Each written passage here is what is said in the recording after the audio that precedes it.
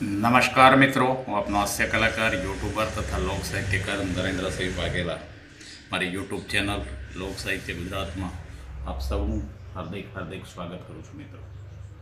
મિત્રો, કર્મ તમને પૂછ્યા વગર જ ફળ દઈ દે છે.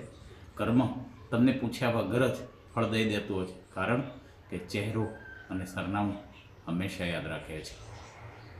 એક ટ્રેનની અંદર એક આંધળો ભિખારી કટોરો ખખડાવતો ભીખ માંગતો હતો. એમાં ઉપરની બેન્ચ પર આડો પડ્યો તો એ માણસે નીચેવાળાને રૂપિયો દીધો ને કે લે ઓલે ભિખારીના કટોરામાં મૂકી દે પૈસા.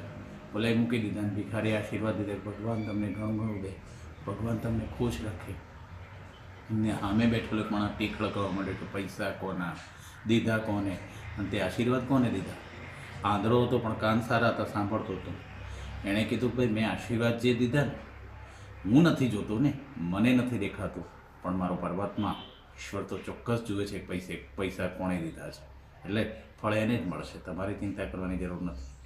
સમજાય? તેને વંદન. જય માતાજી.